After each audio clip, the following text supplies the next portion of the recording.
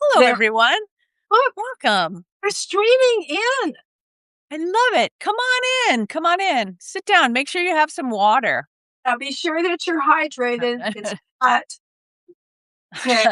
I can't tell you how many times I would like to tell you that it is for anyone here from the East Coast understands because here it's 99 degrees and it's 7 o'clock at night and it's only supposed to get down to 91. And my poor air conditioner in my bedroom is like, I really don't want to do this. This I is very difficult. I don't know how you do it. I don't, we had a heat bubble, oh gosh, when 5 years ago, a bad one. And I wrote about it. It was probably one of the first Substack things that I wrote about was the heat bubble and going out there and turning compost at 5 o'clock in the morning because it was the only time that was relatively cool enough. Right. And, we haven't had one like that. It was like 105 here on the North Olympic Peninsula. We don't get that. But And we did. don't worry about climate change. It's not a real thing. Oh, no. No. Tell that to all of big- Europe right now. Big. But a thank you and a welcome to everybody who is here. Yeah, send us some hearts. That's nice. Send us some fans. Welcome. It may be July 2nd, but it's always Pride Month. Big hearts. Hello from a very steamy Detroit. Oh. Please know that you can always ask questions or make comments. Mostly polite comments are preferred to rude comments, but let it out. And if you do ask a question that we don't know the answer to, we'll make one up. Exactly. We will totally do that. An educated guess. Maybe. Or not. Or not. So, all of you, I'd like to hear from all the people here. Just leave us a note how you feel when it comes to the subject of pie making. Oh, Susan McGraw-Keeber. Yeah, the east end of Long Island, but at least maybe you're near some water. So that would be good. So let us know your feelings on the subject of pie. If you'd rather buy one, if you'd rather make your own, if you dream of making one and you've never made one, and what you're bringing. I'd like also to know what you're bringing to your barbecues if you're going to any this weekend. And I will tout this twice, I think, during this. So you guys, the early birds here will hear it first. I'm also doing another Substack tomorrow with the lovely Ayelet Waldman. We've been doing a number of pod Substacks together, almost as many as Kate and I have done. And we'll be talking about the touchy subject of how you feel about celebrating the 4th of July this year and what we can look forward and how we can make ourselves revel in it like we may have in the past. And we're going to celebrate by making a new recipe for one of America's greatest contributions to the world, the chocolate chip cookie. Yes, the best. I love your book. Thank you very much. The Secret Life of Cookies. I love your books, which are many in number. Fear of the just rolled dough falling apart. Okay. Would you like to deal with that straight off the bat while you're there making your crust? She fears her dough was going to fall apart. It happens to the best of us. Right. So first of all, I think dough can sense fear. So, you have to be chill. You have to be chill. Literally and figuratively. But, if it's falling apart for you each time, maybe you need a different recipe, but also, maybe a little more liquid. Maybe it needs just a little more. And the one that I'm making today, it's a cream cheese dough. I know you make a cream cheese dough too. Yeah. And the cream cheese doughs they're bomber proof. They are so, so easy. Watch what happen. I'll make it today in my fall. apart, and I could try doing that for you, so you could see what I would do falling apart, tear my hair out when it's online. But, oh well. Uh, but, something like that. So, the one that I'm making, I've just put in like a cup of flour and I put in some, yours is probably different than mine. I put in a tablespoon of sugar. I put in a quarter teaspoon of salt. I'm going to put a little pinch of baking powder in this one. I don't know if you do that in yours. This is I one of the doughs that I do it in. And what does baking powder do for you? It gives a lift. A little lift. Lift and separate for 18 hours, my friends. I do. The I, other thing that baking soda does is it helps press the dough because it expands, so it helps press the dough against the pie, right, um, right. So pan, which helps it to brown evenly. And it also baking soda does this in anything, it helps it to brown nicely. The other thing I do if I'm feeling nervous is I always will add 2 tablespoons of sugar to a pie dough. yeah, Obviously not to a savory one, uh, but it helps to make it a little easier to use, a little more bomb-proof, and right, I always add ice water, and I add it by the tablespoon. right. Um, And like this one, I'm only making 1 disc of dough, so I'm only putting the 1 tablespoon in, which doubled would be exactly the amount that you're putting in. Right. And the other thing is you're using a food processor, and a food processor is just worth its weight in gold, or worth the It's expense if you don't have one. dough. Sorry, say that one more time because you broke up for me. It's dough. It's great for making dough. It keeps everything cold. It shreds the dough in a nice way. You get different sizes of dough, and you're not like handling and smushing all the butter by yourself. So am team. Uh, Team process. I'm team processor. Um, so you're making this dough. Can you just talk us through what the cream cheese also does? Well, it makes it, there's a lovely tang to it, which I like. Mhm. Also, it has a really nice consistency when rolling it out. It's got enough. It just keeps it easy. The Yeah, rolls probably have some better words for that. I just know that when I make a cream cheese dough, and I'm, like actually in a lot of when I'm in a photo shoot or something like that, and I'm like, "Oh my god, what's gonna happen now?" So many times I'll make the cream cheese dough because I know that that one's gonna look really smooth. right. It does. It looks really smooth. And with all due respect to my mother, who has passed on to the great bakery in the sky, um, she was not the world's most she wasn't excited to cook. She was very excited by all things ready-made, like a frozen pie crust, Sara Lee cakes. But the one thing that she would make is from a recipe from an old cookbook from by Mildred Knopf called "Cook My Darling Daughter Cook." One of my favorite old cookbooks, and in it is a recipe for a cream cheese dough and it makes something called incomparable high class stripper, which a racy name from 1954. But Start my eating that. mother would make this and it was fabulous, crunchy, light, flaky. And all she did was make a cream cheese dough like this. And then she would roll it out, lift it onto a baking sheet, bake it. I mean, she would dock it, bake it, and then layer on Even cut talk strawberries. market was a I'm sorry?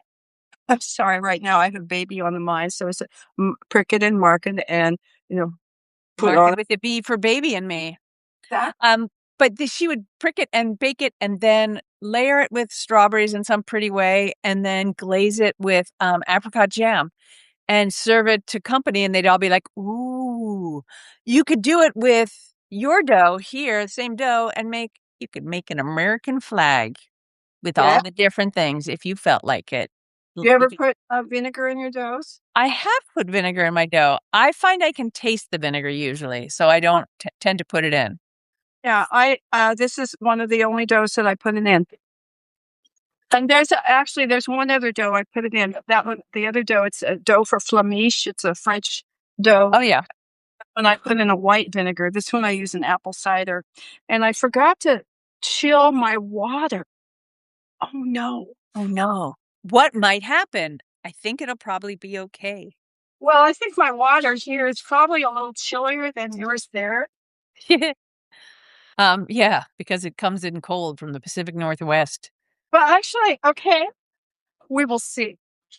We'll get this thermos pan Okay. out. Oh, yes. The Add best tool ever for the a, kitchen. 6 tablespoons of butter and a quarter cup of cream cheese in this. Mm, Okay. mm. So it says in here that I'm 66. Fair enough. It could be cold. This will be okay. I would say that the a cream cheese dough is very forgiving. Yeah. I don't think my mother put ice water. She didn't use ice water.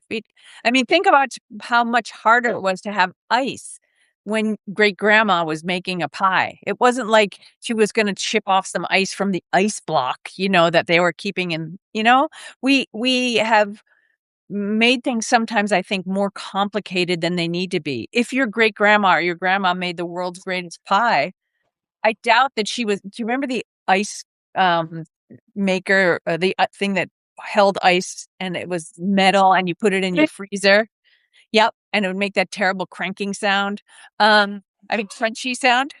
Secondhand store the other day, and I should have gotten it, but it's like vintage, and they wanted $10 for it, and I thought, eh, No. eh. No. uh, If I it would did, I'm getting it out right now and saying, "Woohoo! Look, I even have one." so my point is, just because we all tell you to do this, it makes it nice, but it isn't necessarily the way grandma did. And one of the things Kate and I were talking about beforehand is, you know, we always use the expression easy as pie, We do. but everybody is scared of making pie. Well, I think that it is easy. Anything is, you'll succeed at what you believe. So if you feel that something is hard, then it will be hard. And if you feel like it's easy, you might have to practice a little bit, Mhm. but you'll get there. Like, look at how this came together. Like, bam. How long did you pulse it for? Like, Oh gosh, I had it was less than 20 seconds. right. And then but it was still crumbly, right? And when you dumped it onto the thing and you're Yeah, gathering it together, so you don't pulse, over process it. I did pulse, and then I gave it a kind of like a and I waited until it just started to like it wasn't together, but the sound of it changed. The Yeah. sound It process. goes from a little bit of a thub, a Mhm. thub, a thub, Yeah. a thub. Because she is a musician. This is why you could just do like pie sounds, like the Beach Boys had animal sounds. You could do pie sounds. I was featured in a New York Times article on cooking with your senses, and that is exactly what it is. That was one of the things that it was about. Uh, um, you know, this because I'm a musician, I can be across the room and I can hear when something changes on the stove. Right. Oh, it's boiling now, or it's just about to boil, or Mhm. whatever. We're gonna put this in the fridge now for just. It's gonna have an abbreviated chill. Yeah. And while she's putting that in the fridge, I'm going to tell you about my pie. Here's a pie crust I made earlier. It is a graham cracker crust. I do not have the same great setup that she has, so I will be showing you things. I'll move it back and just so I can show you more. This is a graham cracker crust. Uh, can you buy your own graham? Can you buy one at the store and not bother making one? Why, yes, you can. I don't care. I don't live with you. Make it easy for yourself. Um, Ah! Oh, I uh, have to think yeah. about. Nobody is going to say if you bring a store bought crust uh, to the door, worth. Nobody's. Hey, I'm sorry, we can't. Uh, they're going to say, "Oh, you brought pie." Exactly. And especially because the filling that's going into this pie is so dreamy. You're basically making the equivalent of a homemade uh, passion fruit ice cream. The hardest part of this entire process is what I'm about to do now. And I'm going to go to the refrigerator while Kate tells you something really interesting about her life and get the passion fruit. Okay, so today, the most interesting thing in my life today was I walked just a few blocks away and went to a tree, and I had asked the day before if I could pick cherries on the tree, and I have like enough cherries here for about 3 or 4 pies. So exciting. So I might actually use a few of them today at what I'm going to make, which I still have no idea what I'm really going to make, but there is going to be red and there is white. But is everybody as jealous as I am? Because I am very jealous that you get to do that. I'm going to lower this here, just so you can see what I'm doing. I have here passion fruit pulp, which I get at H Mart. Actually, but it comes from South America, from Brazil. Uh, Pulpa de maracuya. But you can also get it frozen without the seeds by Goya. Goya makes it, and other Latin specialists who specialize in frozen foods also. So if you go to a local Latin market, like a Latin American market, or if you go to a place like H Mart, you will find passion fruit pulp. And you know what? If you don't have passion fruit pulp, you could use key lime. You could use lemon. You could use orange juice, and you'd still make a great pie. Like make a really nice creamsicle-like pie. so Anyway, many choices. sorry, so many So many- choices. So here, this has the seeds in it, which just makes it a little problematic. And all I'm going to do is work to get the seeds out because the seeds are bitter. And my first job in a restaurant kitchen was removing the seeds from passion fruit pulp. So, I'm a professional passion fruit pulp remover. I can't begin to tell you how nice this smells. Um, Could you try? sorry Could you try? to tell you how this smells. Yes. Uh, it smells tart, almost like lemon peel when you squeeze it.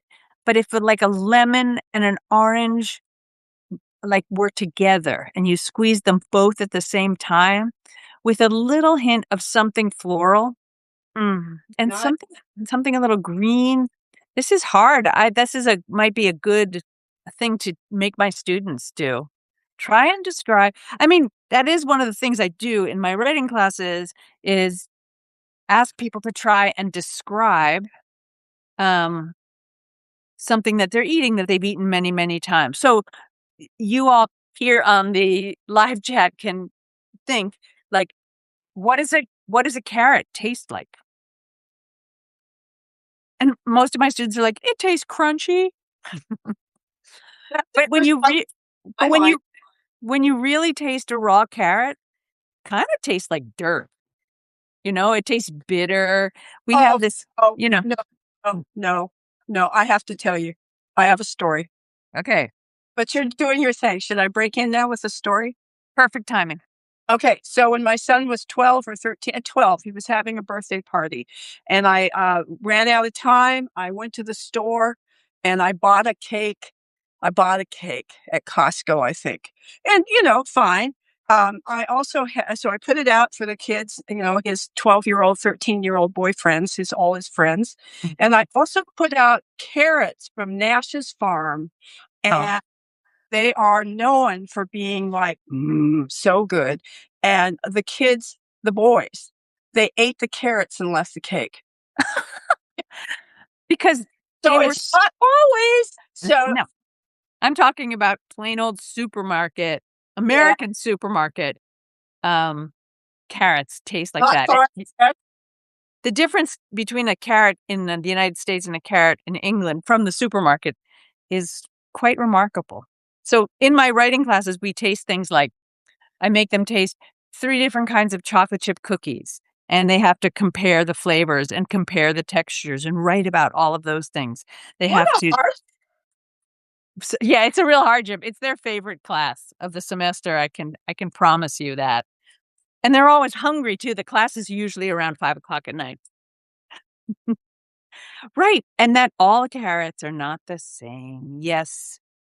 Um, so what is next on your agenda? Because I am here with a very disgusting pile of they look Well, a little like frogs' eyes, but they're not. When I'm gonna get some things out then because, actually the dough, the cream cheese dough, I actually could roll it now. It is Mhm.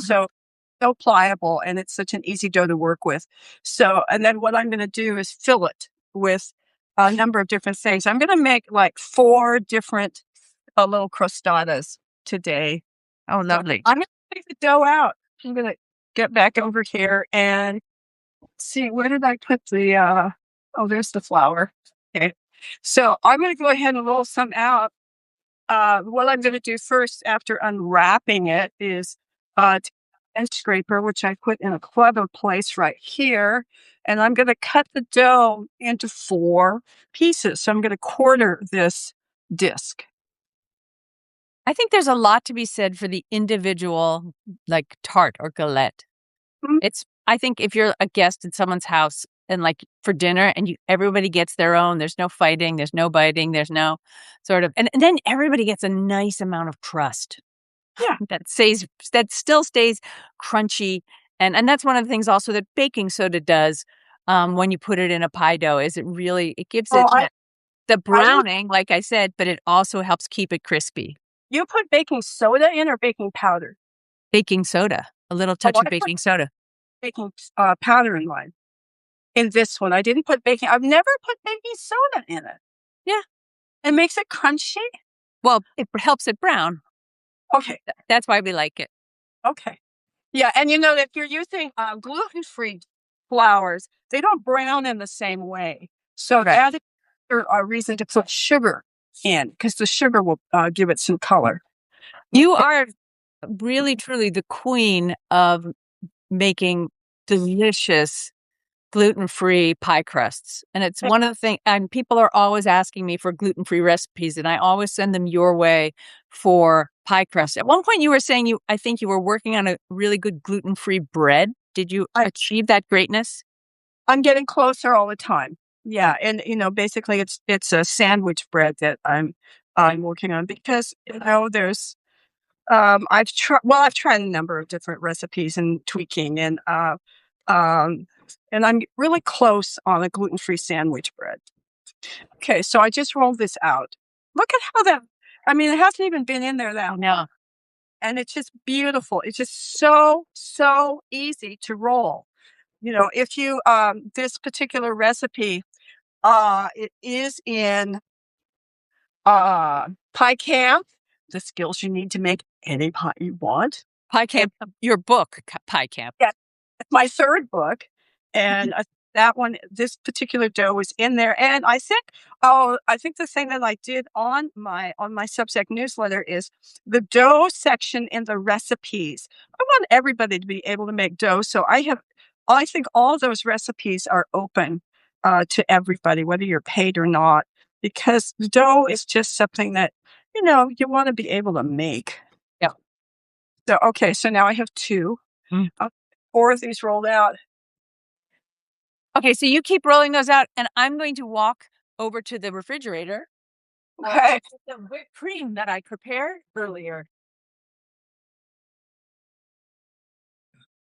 So normally I would just make this on the spot, but right now I have my bowl of whipped cream here, and this is where this recipe is like, oh wow, this is super easy.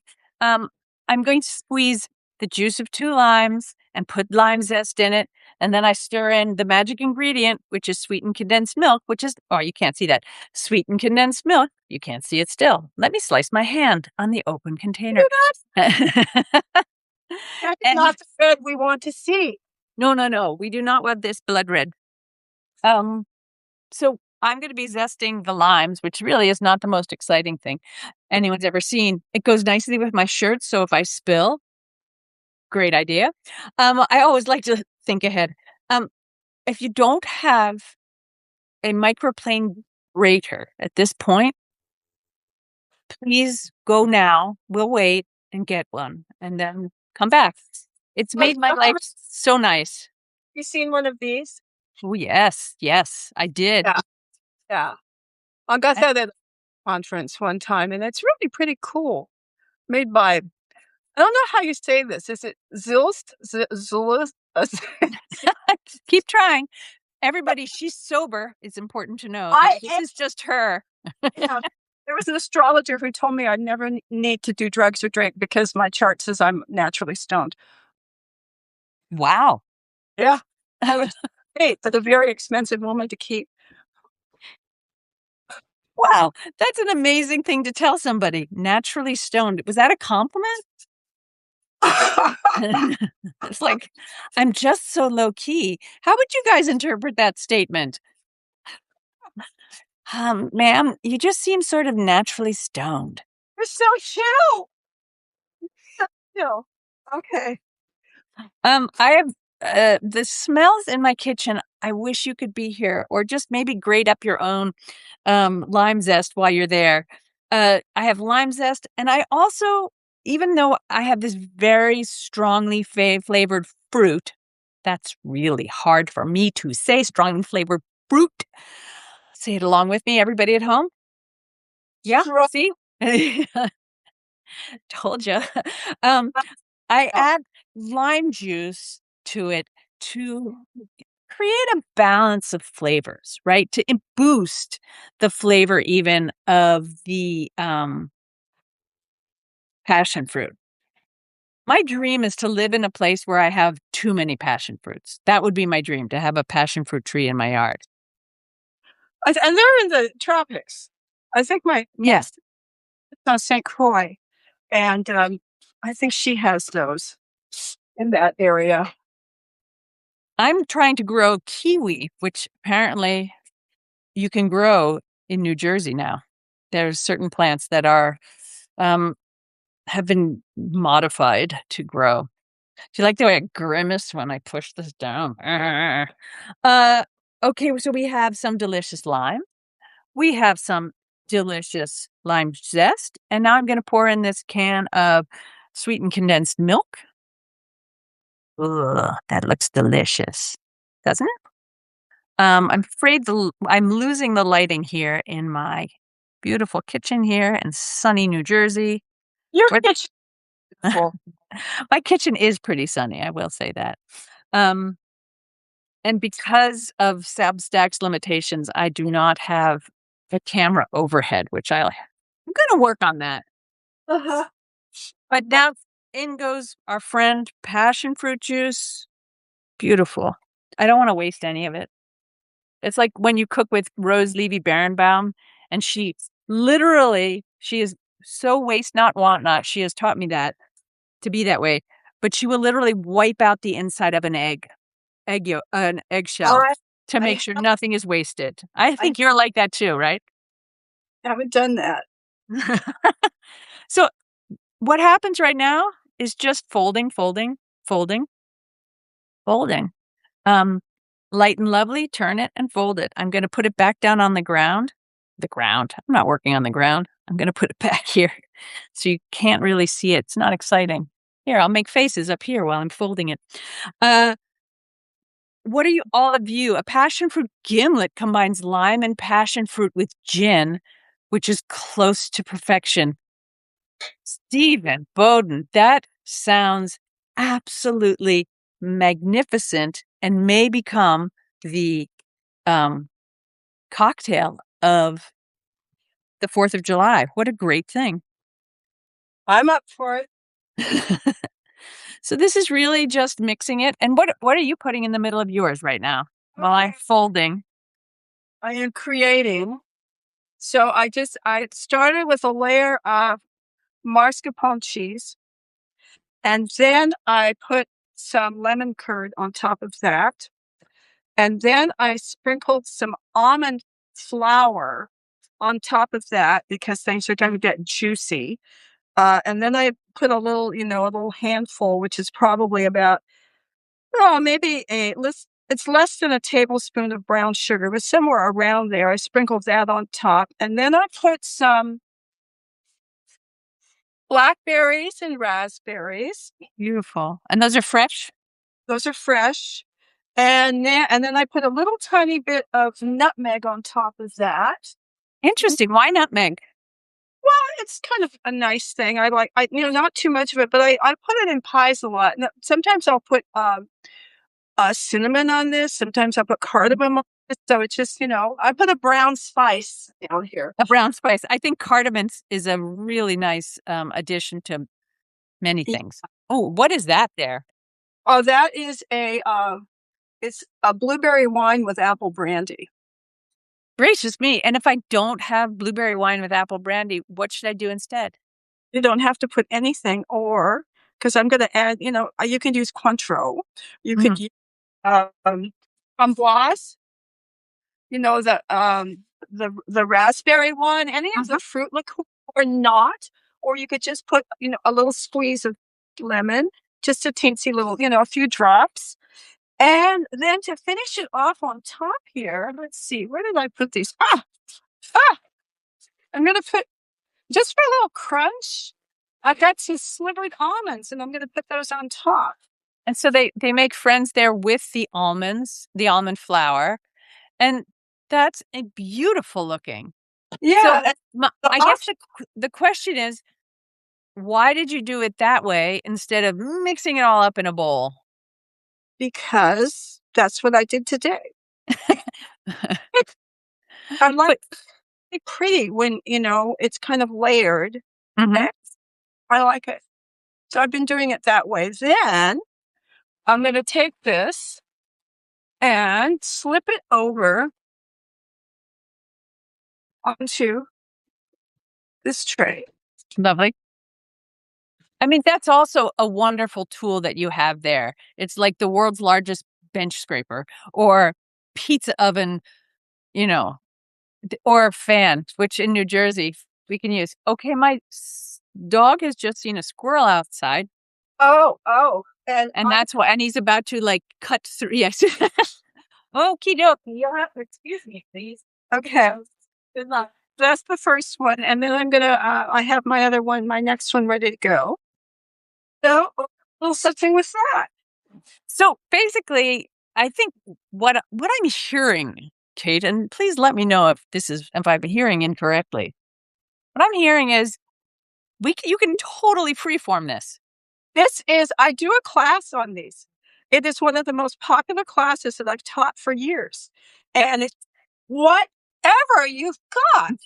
The flavors would be like, just put it together and see.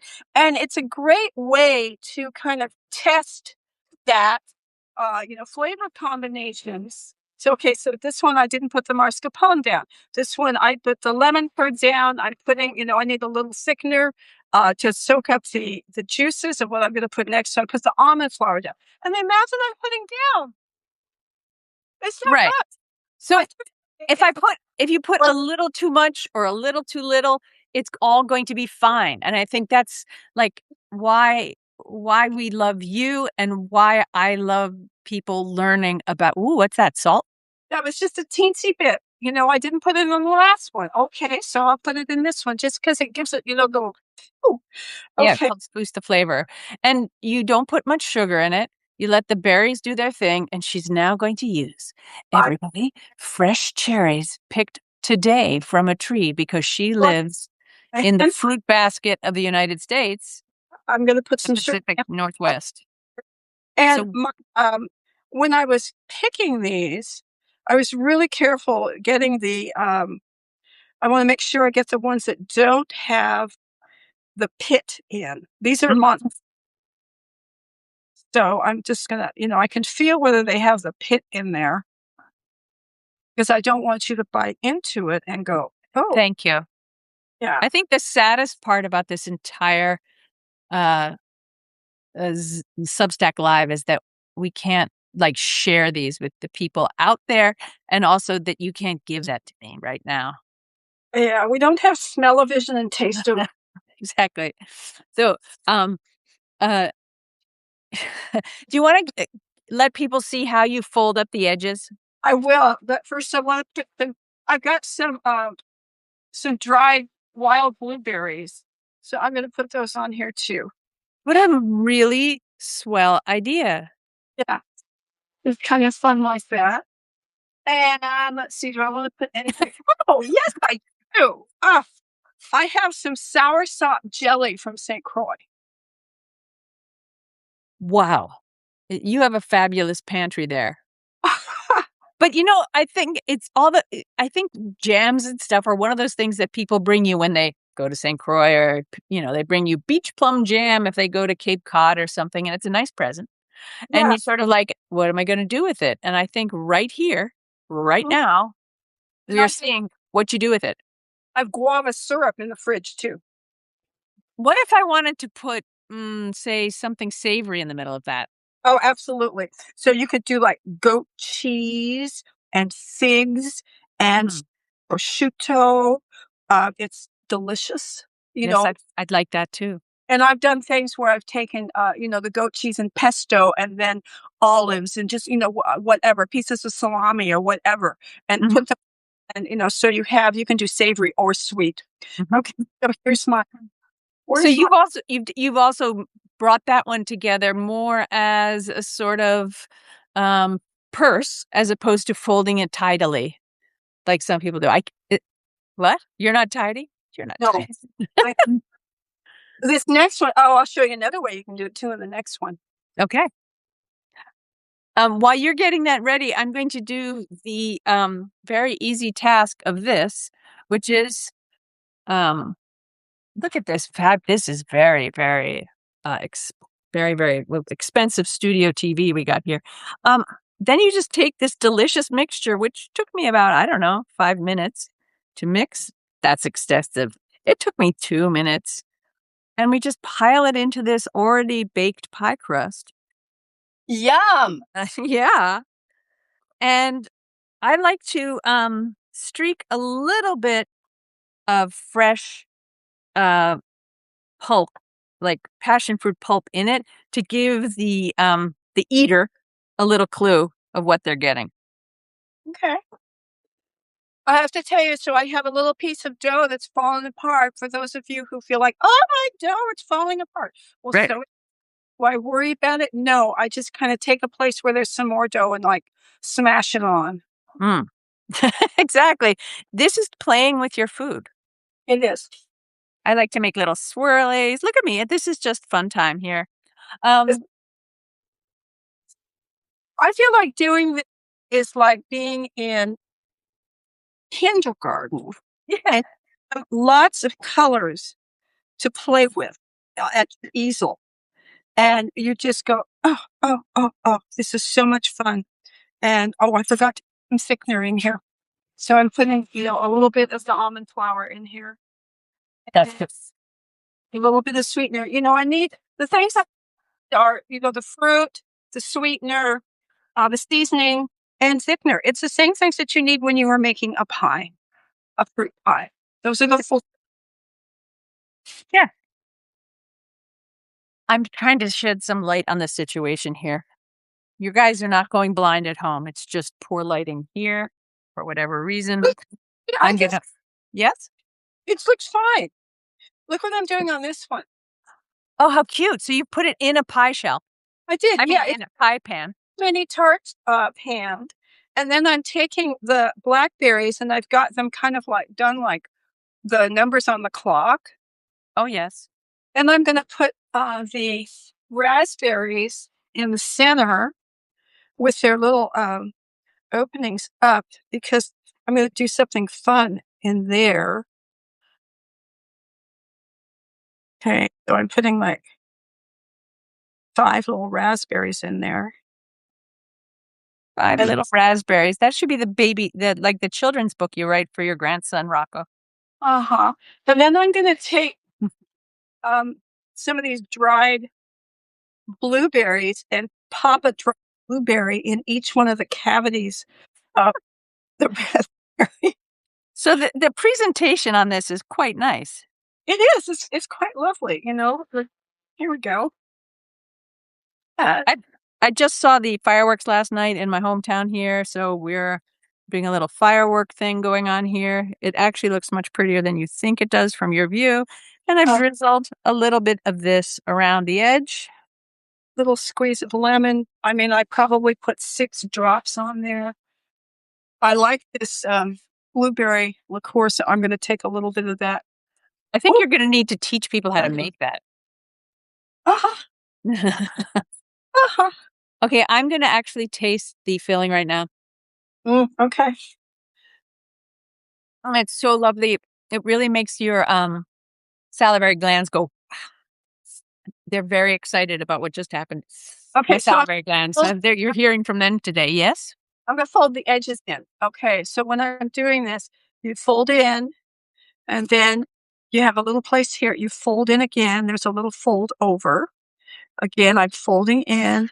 I just fold in, fold in, fold in, fold in, and there it is. It's a rustic tart. In its little pie shell or little tart shell. And I've got one more. So there's no crimping. There's none of that fussiness.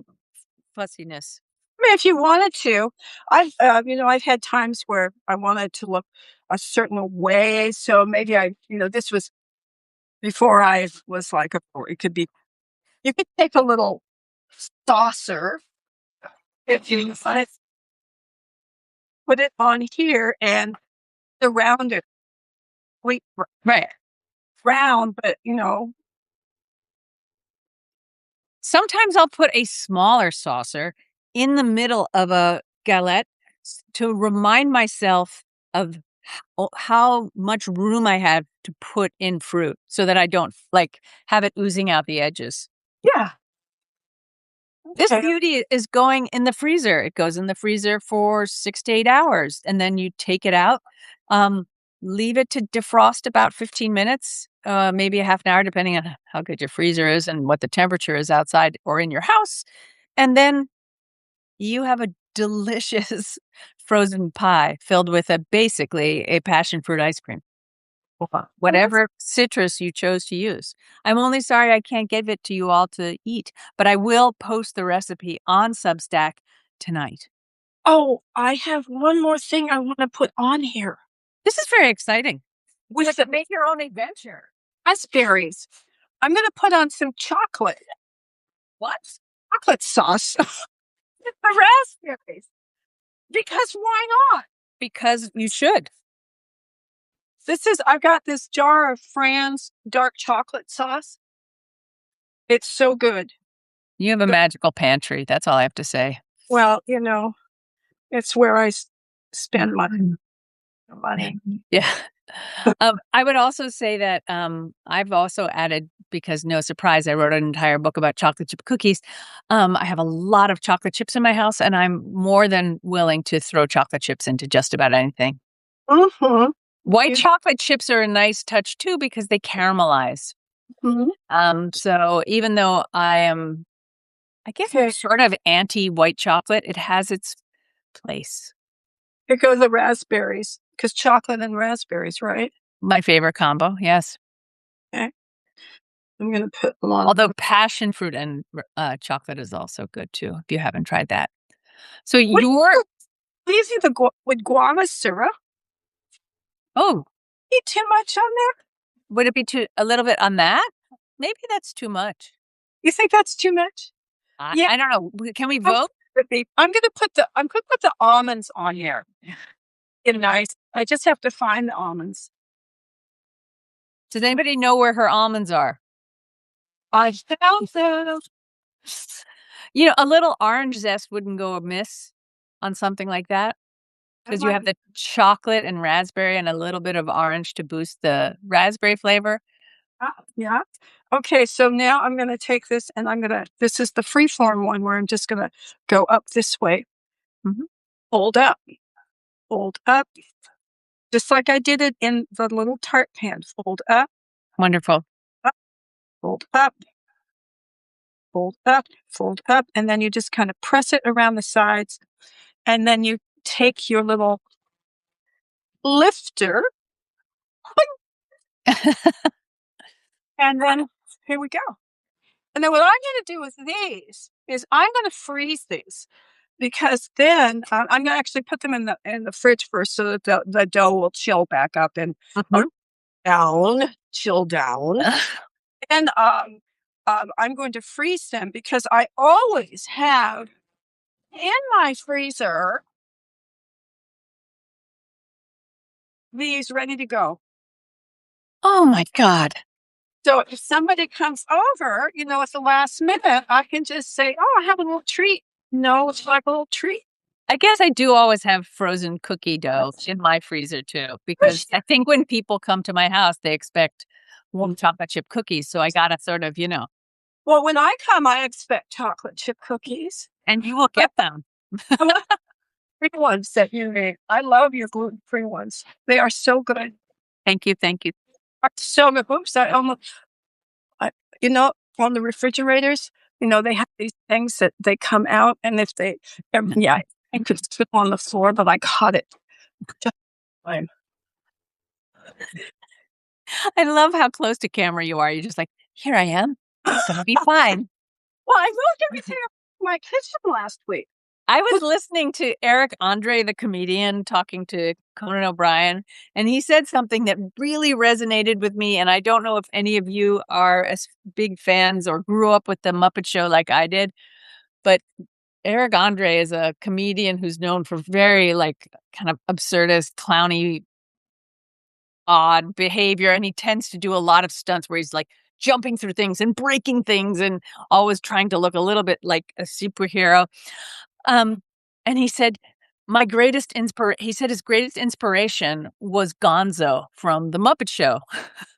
He's And I realized, the drummer, wasn't he? no, that's Animal. That's Oh, Animal. what did Gonzo do? Gonzo had a kind of purpley, rounded nose, and he was married to a chicken. Of course. And he was always like the great Gonzo, and he liked to be shot out of cannons and got up to all sorts of hijinks, but always ended up failing on his back, going Oh, through my. somebody's roof, something like that. The Muppet Evil Knievel. Yes, he was the Muppet Evil Knievel. um, anyway, does anybody out there wave at me if you remember Gonzo, don't you? So I realized that I was very heavily influenced by the Muppet Show. Although my mentor really, and I do thank him in the book, is Cookie Monster. Oh, Or I should say, I do thank them because I don't actually know if Cookie Monster. I mean, are monsters one sex or the other? I do not know. So you're cleaning up now. My pie is maybe, in the freezer. I'm sorry. maybe they change depending on their mood. Oh, very good idea. So Sue J remembers.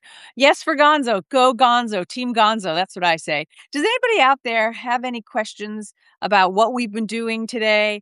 Any What we haven't done?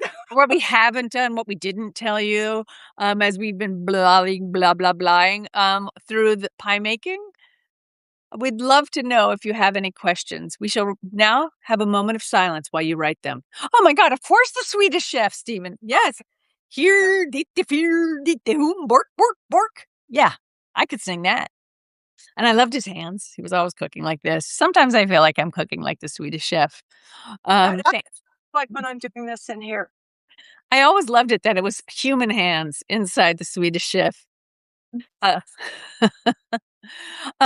what temperature do you cook your pies at? Usually put those in around 400, and they'll be in there for about 30 minutes, 25 to 30 minutes. And before I bake, after they've chilled, actually, okay. So if they are not frozen, it'll be 25 to 30 minutes. If they are frozen and you're putting them in hard frozen, then it could be like 35 minutes. You want to see some bubbling on them. And then the other thing that I do is before I put them in, I'll do a little wash on them. I'll take an egg white wash, or sometimes I'll do an egg yolk wash, or sometimes a full egg wash. And if I don't have any of that ready, I'll put a milk wash on them. And then I just sprinkle with some sugar on the outside of that. And then they go in the oven, and then they come out. And there you are. I want to write a recipe like that. First, put it in the oven. Then take it out of the oven when it is done and just, leave it at that. Okay, so my favorite recipe on apple pie comes from a cookbook. It's a Grange cookbook from down in Astoria, Oregon, I believe, and it was written like in 1912. And it has the best recipe for apple pie. It says, cut apples, season to um, for how sweet they are with sugar, uh, and bake. Well, It's like, yeah, we know how to make because they did, so I cut them up, peeled, cut them up, put them in there, seasoned with a little, taste. And that's what I always think to my students when we're making fillings. Taste it, go slow, taste it, and then you can add more. But like harsh words, it's hard to take back if you've got too much of something in there. right. Oh, This, that's very nicely said. yeah, I know it's a nice little way to think about that. It's a good thing with kids. You can say you don't want to do that because, but with this, when you're making these little things that we did today, it's playtime and it's so much fun to just, I have this and this and this and this. So let's see what happens. And then it's a great way to create a filling that you can then expand on. Mm-hmm. And It's the point you were making about like that old timey recipe from like 1912 is something we forget is that most stoves, the majority of stoves up until the 30s were stoves that were very hard to measure the temperature on. And so when the oven is cool enough, bake off the cookies, when the oven is a certain, and they would tell you like if you could keep your hand in the oven. right. So there's that in the White House cookbook from 1896, Mhm. which neighbor has an original copy of that. It's quite something, So that it says for the hot oven, if you can put your arm in there and count to 18. And I thought, I think the number is 18. So if somebody comes and looks at Don't it, do it. Don't try this at home. I wanted to do it and see. Oh, and that was as long as I could hold it in there for was 18. Oh, you did count to 18. Okay. As long as I could do it. I have, I still have I'm working on my proposal again for a book all about the history of the American kitchen and through its technology and how it has changed and not changed our lives as cooks because we still spend a lot of time in the kitchen, not quite as much as grandma did. Do you want to see my fan? My fancy fan? Yeah. Okay, so you know that over stoves we have fans, right? Yeah. Up here. You, Here's my here's there. my fan. See if you can see it. Wow. That is not an extractor fan. No. This is an old house. It's an old house. This house is over 100 years old, and ain't no fan in this one. So No. I do this. I turn on the fan, and then I open the window, and there you go. Cross breeze. Yeah, that works for The me. fact that you have a picture, is anybody else as impressed that I am that she has a actual framed picture over her stove? Mine would be, Oh, do you clean it regularly? look at this. Look at that. Oh, so it's a stove. It's a stove. It's an old Magic Chef stove. Beautiful. Yeah, in a cabin. I And think the thing that intrigued me about stoves, the first stove that really intrigued me was watching reruns of Bewitched, where she had a stove that, I mean, it was the most beautiful avocado, maybe it was sunbeam yellow, one where the doors folded back in. It was very, very, she had the best. She had the chicest, freshest things. Okay, we do have a question, and I have the same question. Babsy is asking you, how did you pit all those cherries? I don't know if she's asking in that tone of voice, but I have my own feelings.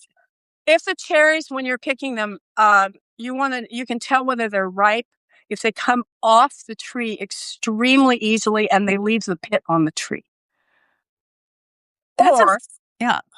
or if you go up here, which I'm not gonna do right now because up there at the top of my refrigerator, behind everything up there, there's Yeah. a and then I have a cherry pitter.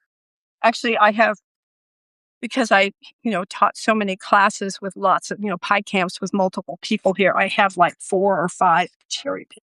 Are they, hand presses? No, they're the ones that boom, ka-choom. But, using a paper clip works to I never I'm sorry, you're breaking up a little bit, but on the top of. you said a paperclip? Yeah, you can take a paper clip, like undo so you've got a long thing and you put it in and you pull out the cherry. Oh, I never did it like that. I've always used a chopstick, and then it always looks Well, like a crime too, scene when I'm done. that you can do that too. And then also the last you could actually take the top of a pencil eraser. Ka-choom, ka-choom. Wow, okay. Sounds great. And A I clean have a pencil eraser. Yeah? Mr. Chomper also. Mr. Cherry Chomper Mr. it's really Cherry Chomper? yes, How long have you it's been dating him? I won. I was on to tour cherry orchards in eastern Washington, and on the bus, and a bunch of food writers, and on the bus coming back, they had like a quiz, and I answered one of the questions right. So I got this. It comes a little box, and it's a plastic thing that you put the cherry in Mr. Cherry Jumper's mouth, and then yeah, and then he spits it.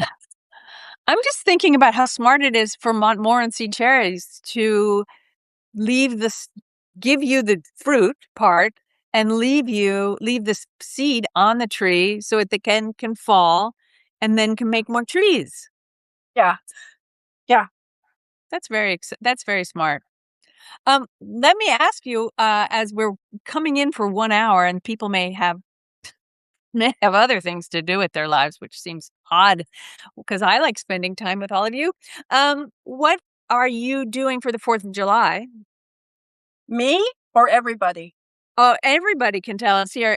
There's one thing that you have to have at a summer barbecue, 4th of July barbecue. What is it? Like, are you a potato salad family? Are you whatever? And thank you, Shelley, for ordering my cookie book. I really appreciate it. The Secret Life of Chocolate Chip Cookies. I hope your daughter loves it. Um, We are Sam. you're you're breaking up for me, but I think you said salmon. Yes, I did. Um, And corn, but actually it's a little early for corn. mhm. I have At to least have I have to have corn too, and it's a little early for New Jersey corn. And the other thing is it's right peak time here in New Jersey for blueberries. So I am very much team blueberry pie as well as team passion fruit pie. Um, so we and the have options. very crisp or a cobbler or a grunt or any of those things, all of them are good. Or just blueberries with ice cream. Mm. It's so Oh, good. I posted a recipe a couple weeks ago for because I'd gotten the world's most beautiful peaches um, at Costco. The world's most beautiful peaches, and I couldn't bring myself to bake them. I didn't want to adulterate them with anything, so I just sliced them. But I wanted the pie experience. So I made a rye ginger and whole wheat. It was whole wheat, rye flour, some white flour, crystallized ginger, and rolled that out just as a big sheet and broke that once it was baked. I broke it up into like beautiful shards and I served fresh peaches, vanilla ice cream, and these like shards of pie crust. And that's it's great because the pie crust stays crispy, you don't get that soggy, weird bottom that's sort of flaccid and unpleasant. deconstru- Um, deconstructed pie. I see Patricia. Hi, Patricia. She says pulled pork sandwiches, coleslaw, and ice cream for dessert. that sounds great. That sounds really, really great. Anybody else have some specialties that they want to share with us? Um, in the meantime, if you are thinking about another, I said I would plug this one more time, and I will. Um, Not only do I have the pleasure of speaking with Kate McDermott and making pie with her on today's live Substack, but tomorrow I will be live in the kitchen with Ayelet Waldman, the author and all around very funny person. And we will be trying to figure out how we're going to get our spirits up for the 4th of July and what we have to be thankful for after 250 years, and whether or not it is the end of democracy or not, and what we can do about it. But we will be celebrating with America's favorite contribution, a brand new from me chocolate chip cookie recipe, the one that got away in a sense because I developed it after the book went to press, and it's a really wonderful cookie recipe. So even if you can't join us tomorrow, because you're, have sparklers in your hair and you're running to see fireworks, you can, all of these things will be posted on YouTube. So can I do a little plug here? Yes, please. Okay, so I have a 50% off sale on my Substack newsletter going on right now because I just completed 5 years on Substack.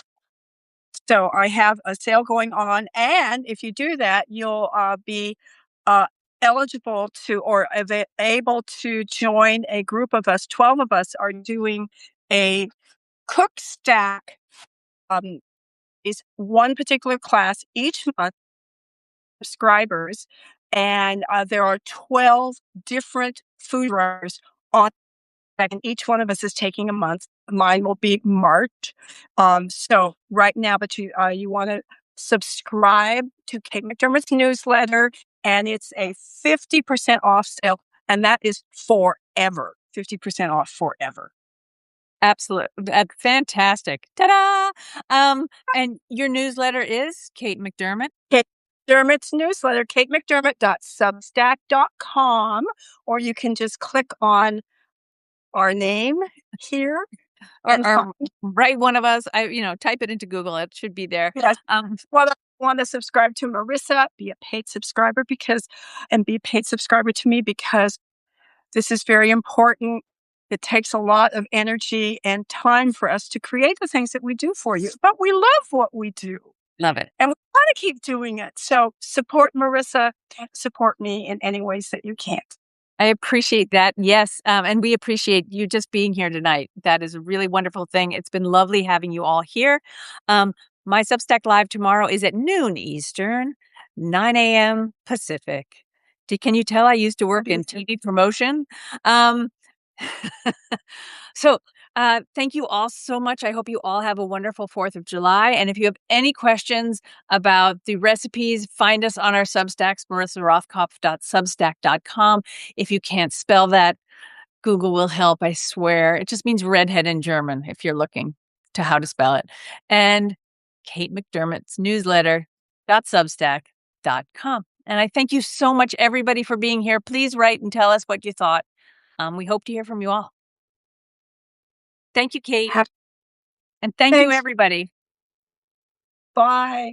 See you.